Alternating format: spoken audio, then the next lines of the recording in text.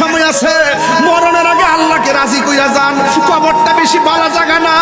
দুনিয়ার মানুষ আপনার টাকার ভাগ নিবে, দুনিয়ার মানুষ আপনার পয়সার ভাগ নিবে, দুনিয়ার মানুষ আপনার সম্পদের ভাগ নেওয়ার জন্য পাগল। আজকে মৃত্যুর বিছানাটাতে শুয়ে দেখেন, সম্পদের ভাগ নেওয়ার মানুষ অভাব হবে না, কিন্তু একটা মানুষ আপনার মরণের কষ্টের ভাগ নিবে না। কথা বলেন, একটা মানুষ আপনার মরণের কষ্টের ভাগ নিবে না। সন্তান সন্তান করতেছেন ভালো কথা, সুদের টাকা ব্যাংকের মধ্যে জমায়া গেছেন 30 লাখ। আজকে মহিলা দেখেন, জুতার বাড়ি আপনি কবরে খাইবেন। আপনার পুরা সুদের টাকা দিয়ে অ্যাপাচি, পালসার আর 15 এইরকম মোটর সাইকেল নিয়ে রাস্তাঘাটে মাস্তানি করবে, আর এই হারাম টাকা দিয়ে যাওয়ার কারণে কবরে জুতার বাড়ি আপনাকে খাইতে হবে। কথা বলেন ঠিক না?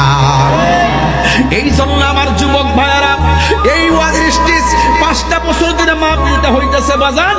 এই 5টা বছরের ভিতরে অনেক মানুষ কবরে চলে গেছে, আছে না নাই? যেই মানুষগুলা স্টেজে বৈশা ওয়াজ শুনতেন, এমন মানুষগুলা কবরে চলে গেছে। কবর এমন একটা জায়গা,